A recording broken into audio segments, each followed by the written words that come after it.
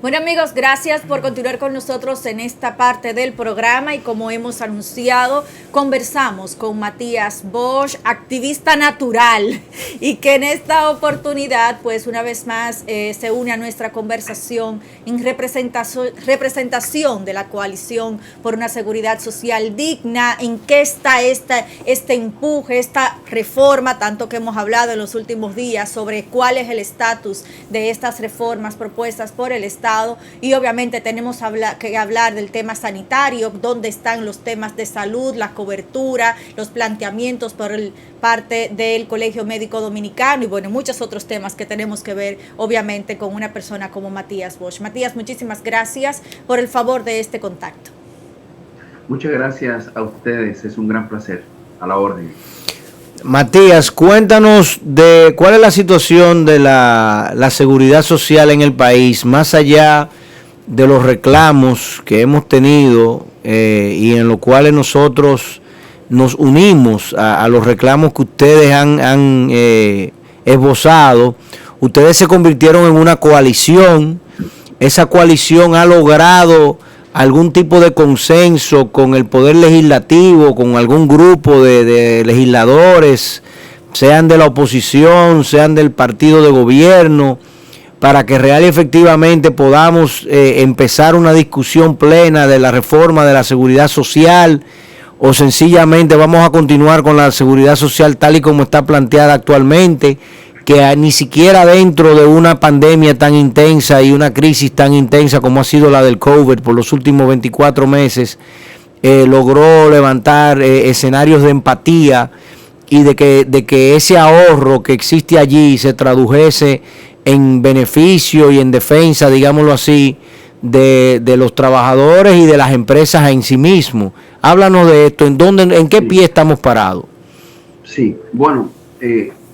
hay dos cosas, ¿verdad? Una fue que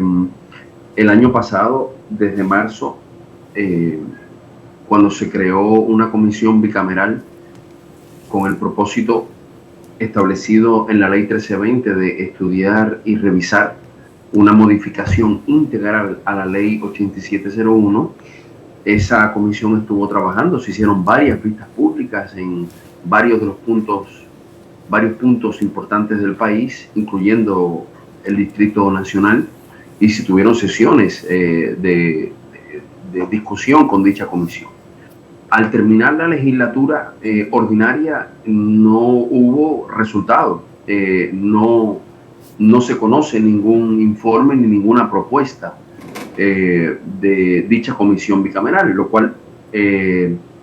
deja sin un resultado por parte de quienes tienen el mandato y la facultad constitucional, ¿verdad?, de representar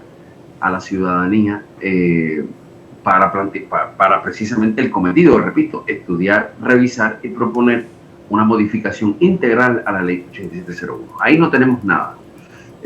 salvo, bueno, el balance que pueda quedar de todo lo que se dijo, de lo que se planteó, de los puntos de vista y de los documentos que se hayan llevado a dicha comisión. Pero no hay ningún producto concreto.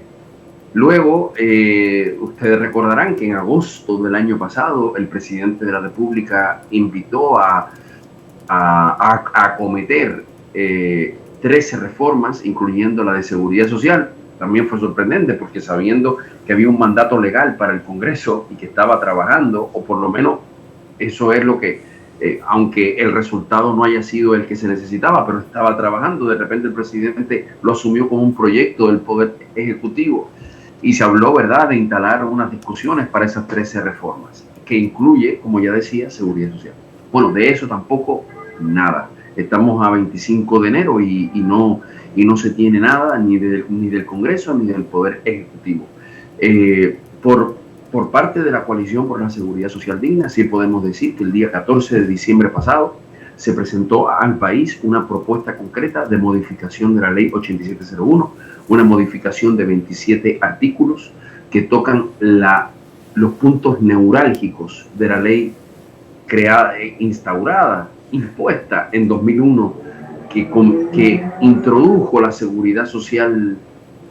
obligatoria para todos los trabajadores y trabajadoras formales del país, pero en realidad para hacer de ella un negocio, pues nuestra propuesta redactada y entregada a congresistas, eso es una propuesta que replantea el modelo y lo plantea como un sistema de verdadera seguridad social con derechos, y que esos derechos, como dice la Constitución, estén garantizados por las instituciones en vez de las instituciones, como pasó por ejemplo con las pruebas de COVID-19, no estén más subordinadas a los intereses de quienes hacen negocio con esta llamada seguridad social. Así que por nuestra parte, ahora lo que viene es una discusión. De hecho, vamos a tener ahora una plenaria nacional para establecer todo un programa de acción para que se discuta esa propuesta que hemos planteado y para que deje de ser un tema que en el fondo se calienta, pero no se sirve y sigue rebotando de un lado para otro y del que nadie se hace cargo. Y como tú decías, con gravísimos problemas que quedaron todavía más en evidencia en estos 2 años de pandemia de COVID-19, y es como que sencillamente lo más que se les ocurre es que se vendan en la farmacia las pruebas de COVID que la seguridad social no les puede garantizar a la gente. Es decir, lo único que falta es que se diga que también todos los demás derechos la gente, lo que se va a hacer es poner unos puestos de venta para ver si la gente los puede comprar. Pero eso no se puede resolver así, porque la gente no puede comprar salud, la gente no puede comprar pensiones, la gente no puede comprar un seguro de desempleo para cuando le falte un ingreso. Eso tiene que ser un sistema y tiene que ser un Estado que actúe para garantizar esos derechos. Así que en esa ruta es que estamos. De la propuesta que ustedes tienen, ¿cómo quedaría? En primer lugar, vámonos de lo más grueso a lo más sencillo. La cotización de todos los empleados a la seguridad social seguiría siendo obligatoria. Mira, tú sabes que la seguridad social funciona en todos lados como una cotización que es obligatoria, y que debe ser solidaria. Lo que pasa es que aquí de alguna manera hay un nivel de solidaridad entre empleados y empleadores, porque solidaridad que es carcomida por la antisolidaridad de esos pulpos que son las ARS y las FP. Entonces, en el financiamiento, en vez de nosotros tener un sistema donde tú tienes en salud, que es el caso más evidente, un régimen contributivo y un régimen subsidiado que funcionan como islas separadas, y donde además hay una ineficiencia brutal porque una gran parte del dinero que el Estado pone termina yéndose a beneficio privado. Lo que nosotros proponemos es que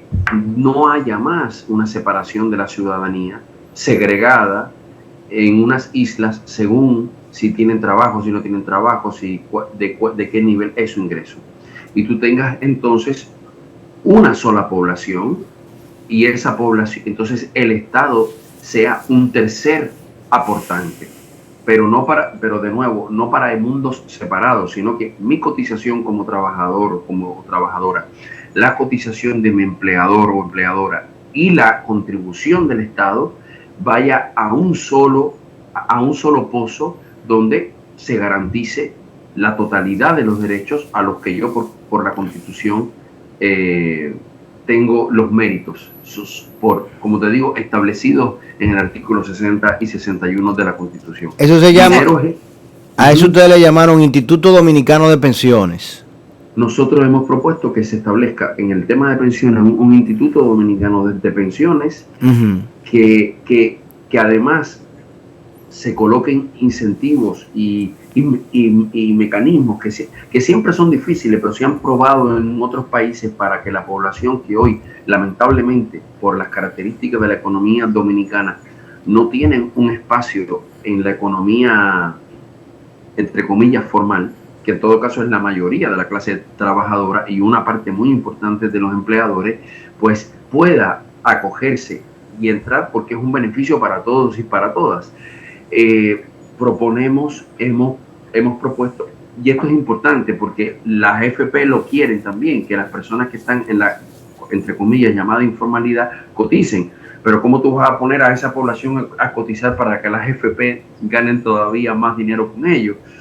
Y por otro lado, lo que proponemos es que SENASA, Seguro Nacional de Salud, rediseñarlo para que SENASA sea un Medicare for All, como se estaba pidiendo en Estados Unidos, es decir, un seguro de salud universal para todos y para todas, que las personas complementariamente puedan contratar seguros privados, pero que tengan garantizado el SENASA y que SENASA no funcione con el perverso mecanismo del plan básico, que no es más que una forma de no garantizarle el derecho a la gente a los medicamentos, a los tratamientos, a los procedimientos, para cuidarle las ganancias a la ARS. Entonces, si SENASA se financia con el aporte de empleados, de empleadores y de Estado, SENASA tiene recursos más que suficientes para garantizarle a todo el mundo todas las coberturas que, por supuesto, estén prescritas, ¿verdad?, por un facultativo, no porque sencillamente se le ocurrió, porque eso sería, ¿verdad?, eso sería inviable en cualquier país. Pero, Matías, tú recuerdas perfectamente el Instituto Dominicano de Seguros Sociales. Sí. Y recuerdas que era un sistema solidario, que si bien no era obligatorio para toda la población y tenía obviamente muchísimas agujeros, ¿no?, que hoy en día ya, digamos, 30 años más tarde de experiencia y 20,000 millones de dólares acumulados en el sistema actual en manos de 3 o 4 agentes privados y uno público se están manejando, pues obviamente digamos que la experiencia y el aprendizaje dominicano debería ser otro. Sin embargo, cuando tú asumes una población informal que sobrepasa el 50% de la actividad económica dominicana, eso quiere decir que en ese sistema de pensiones que ustedes están planteando, nacional, que sea uno solo, una sola cartera, donde se reciba todos los depósitos de los empleados privados y de los empleados públicos y de los que están informales, que son una carga directa del Estado.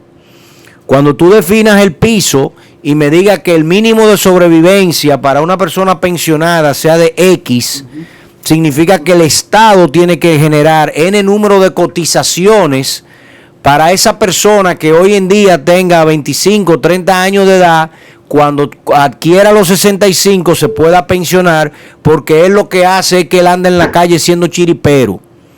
Pero yo no lo tengo en un sistema formal. O cómo yo le voy a quitar a ese chiripero una parte de eso y lo voy a llevar al fondo de pensiones. Te entiendo. A ver, primero, sobre la primera parte de la pregunta,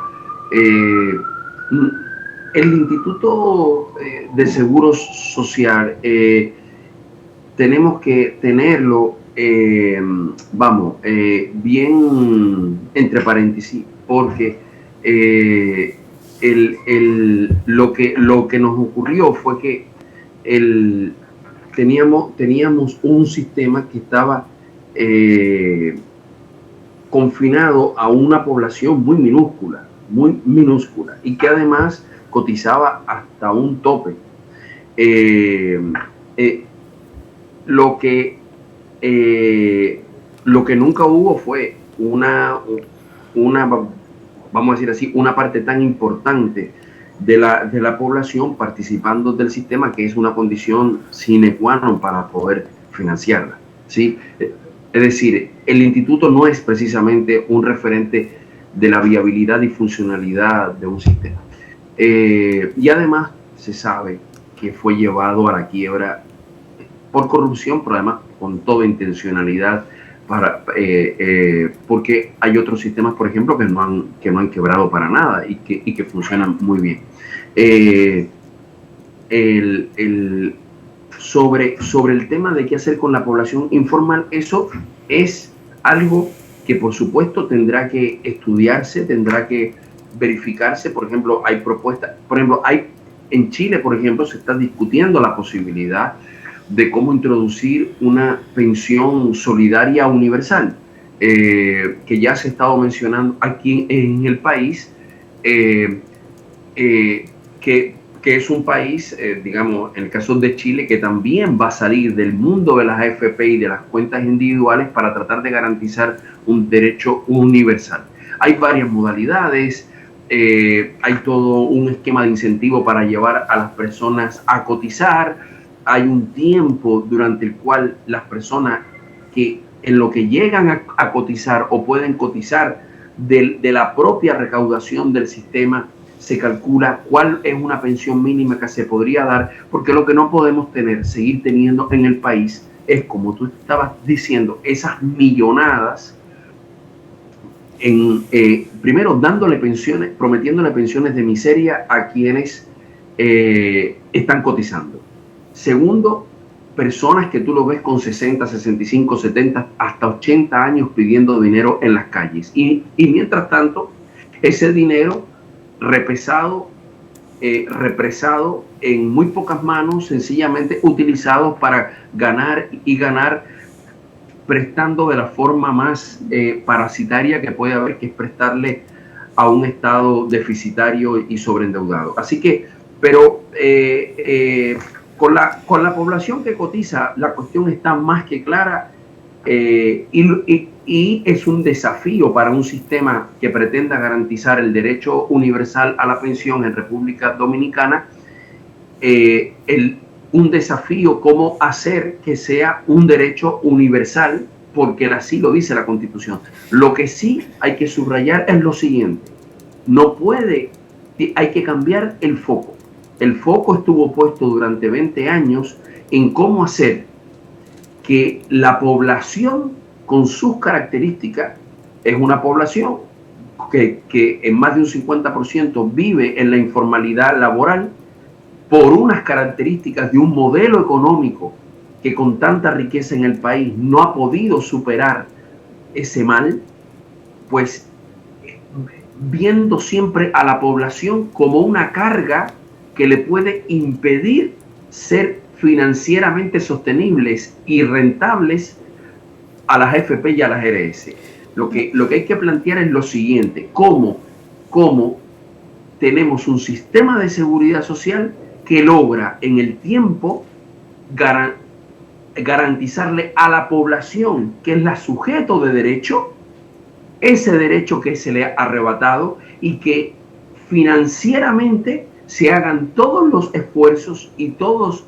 los mecanismos para poderle garantizar a la población lo que hasta ahora se le ha negado. Nuestra población, porque de nuevo, y con esto termino la respuesta, es muy importante. Como tú estás diciendo, hay una situación. ¿Qué pasa con una población que hasta ahora no ha podido cotizar? Pero nosotros tenemos la tragedia de que con un sistema donde la gente está cotizando compulsivamente, para esas personas tampoco hay salud digna ni pensiones dignas. Ahí va, en ese último tramo de lo que acabas de decir, el tema de la seguridad social puntualmente va montada sobre dos carriles. El tema de la expectativa de vida del dominicano, que va muy atada a cuánto pudiera estar cotizando al final de su vida laboral, y segundo, este tema de la salud integral del ciudadano, ¿no?, del dominicano. Y una de las cosas que en efecto desde el origen de la seguridad social en 2001, pues muchas de las cosas que se han criticado es esa respuesta inmediata al contribuyente, al dominicano de a pie, que no tiene mayores recursos y es el que regularmente necesita la asistencia oportuna de un seguro social, de una seguridad de salud, ¿no? Pero entonces hemos visto en los 2 últimos años cómo la pandemia ha impactado el acceso a este derecho de todas las formas dramáticas que podamos imaginar. Entonces, ¿cuál es el siguiente paso? Considerando que el proyecto o el conocimiento del proyecto en la pasada legislatura pues quedó sin resultado y se supone tenemos la esperanza de que a partir de febrero sean reintroducidos o sean vueltos a conocer los proyectos distintos que pudieran estar conociéndose en el Congreso. ¿Cuál es el futuro y qué mejoras pudiesen haberse estado haciendo, introduciéndose, que se evidenciaron en estos 2 últimos años y que no se habían contemplado anteriormente, como en el caso de las pruebas PCR, las de antígeno y el tema de las vacunas? Bueno, ustedes lo habrán visto cuando nosotros lo denunciamos en su momento, aquel acuerdo que se firmó con las ARS, supuestamente para aumentarle la tarifa a los médicos y médicas, que es una tarifa irrisoria, y,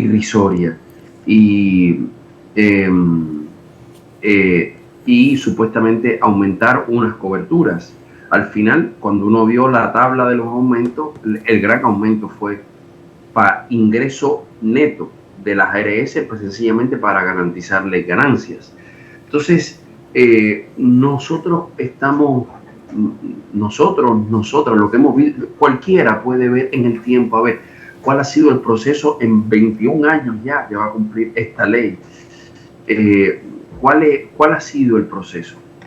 ¿Cuál ha sido la mecánica? Esta ley, por ejemplo, en el propio texto de la ley establecía que a los 10 años tenía que hacerse una revisión detalle por detalle y hacer las modificaciones del lugar. Eso nunca se hizo.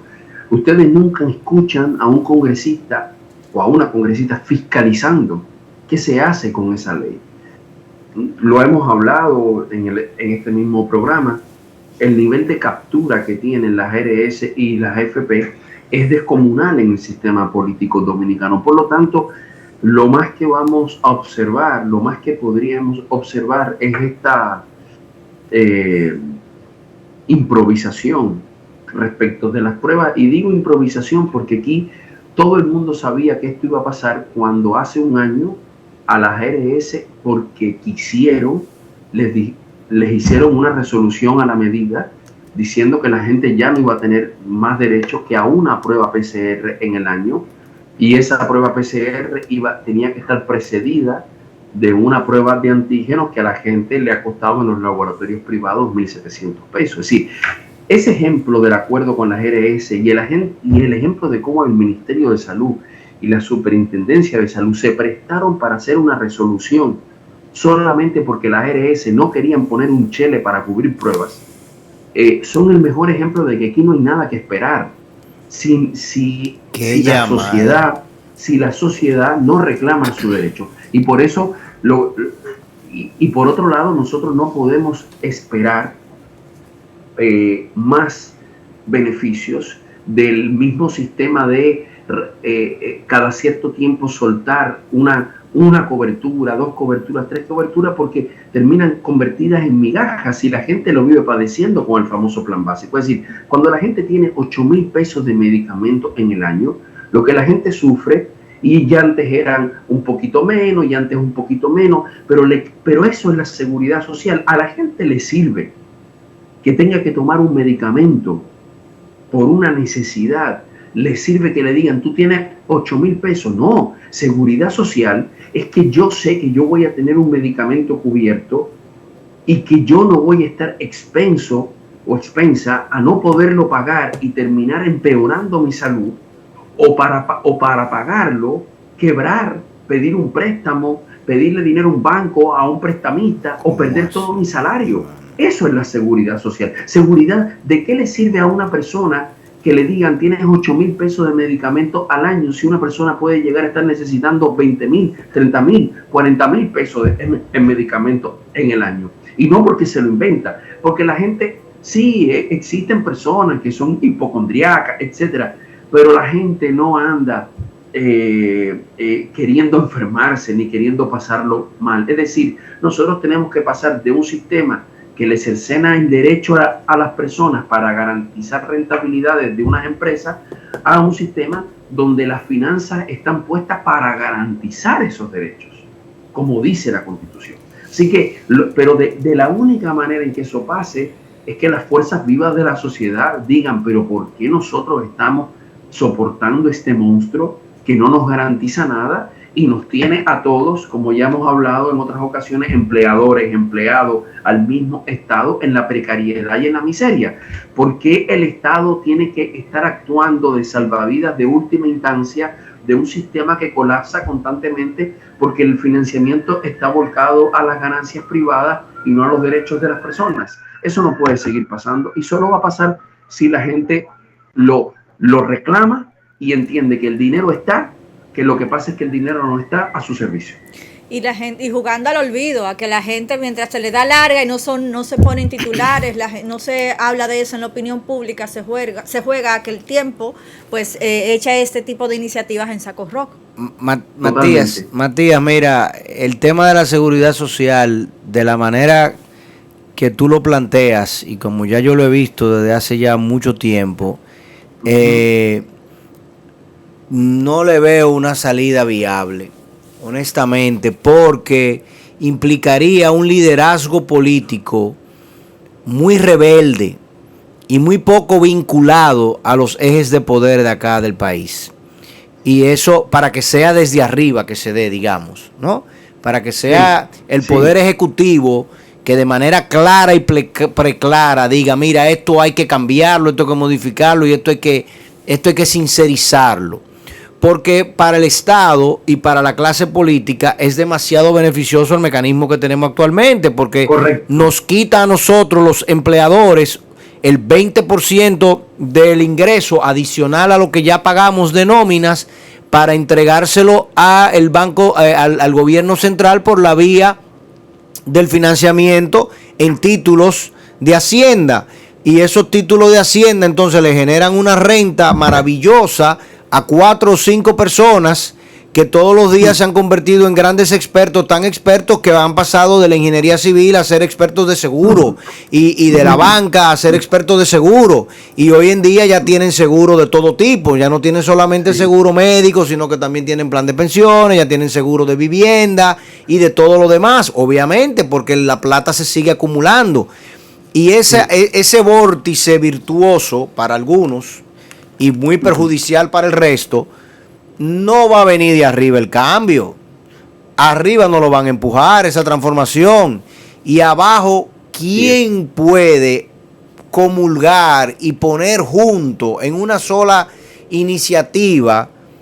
un 50% de chiriperos y de personas que trabajan de manera informal, que no se quieren formalizar, porque formalizarse significa complicarse la existencia o manejar situaciones que ellos no tienen la capacidad organizacional y estructura para hacerlo? ¿Y quién va a organizar el resto de los empleados y empleadores? Los empleados que necesitan sus trabajos, que no tienen tiempo ni posibilidad de ponerse a pelear eso, y los empleadores que vivimos sofocados, que lo que vivimos es tomando prestado para estar vivos. ¿Cómo vamos a sacar eso a camino? Eso, tú has dicho algo que es muy claro. Es decir, hay muy pocos incentivos en la élite dirigencial, política, empresarial, en la élite, para modificar esto, porque esa élite, que es muy minúscula, ganan por todos lados. Y además tenemos el problema de un Congreso que tiene un sistema que no tiene nada que ver con lo que estamos hablando. Es decir, tiene un sistema financiado con los ingresos públicos que le garantiza unas pensiones hiperprivilegiadas y unos servicios de salud también privilegiados. Entonces, ¿quiénes tienen no solo el incentivo, o tal vez no tienen los incentivos y muchos obstáculos, como tú has dicho, pero tienen la necesidad?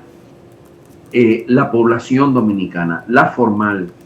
la que labora en la formalidad, la que labora en la informalidad. Los empleadores, lo hemos mencionado antes, el 95% de los empleadores y empleadoras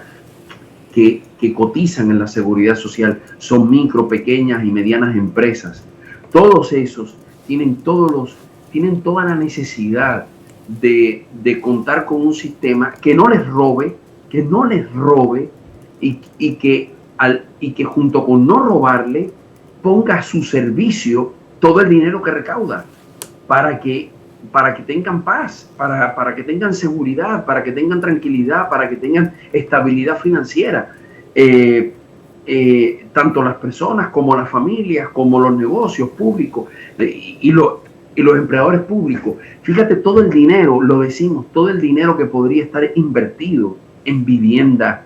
en construcción de vivienda, en construcción de infraestructura, en transformación energética, en transformación tecnológica, en agropecuaria, que lo estamos dilapidando. Toda la creación de empleo que podría haber con esos, que nos enrumbamos ya a el millón de millones de pesos, ¿sí? Y todo ese dinero usado de la manera más ineficiente. Por eso yo creo que, como tú estás bien diciendo, hay muy pocos incentivos en esa élite Totalmente. para modificar desde arriba, y hay mucho trabajo que hacer para juntar desde abajo, desde el medio, a todos y todas quienes cuando hablan del tema manifiestan una indignación tremenda. Lo que pasa es que estamos hablando también de una experiencia inédita. Tenemos un país que lo hizo con la Marcha Verde, lo hizo con el 4%, lo hizo en febrero de 2020, pero tenemos un país donde la acción quedó acaparada en unas estructuras partidistas que no van a hacer nada o muy poco por esto. Y necesitamos reconstruir un movimiento social que, de nuevo, en este tipo de temas es indispensable y es el único que puede cambiar las reglas del juego. Bueno, Matías, agradecemos tu conversación con nosotros en la tarde de hoy y como siempre decimos, hay que continuar remachando estos temas porque una sociedad informada, educada, con conocimiento de lo que se debate para su propio interés, sin duda, pues puede aportar a este debate público que sin duda se transfiere en reducción del dinero que pierde de sus bolsillos, ¿no? Como bien tú planteas, que no es un regalo, es el retorno de su sacrificio, del sacrificio de su trabajo, que debe traducirse, ¿no?, en beneficios sociales, en derechos adquiridos para todos los dominicanos.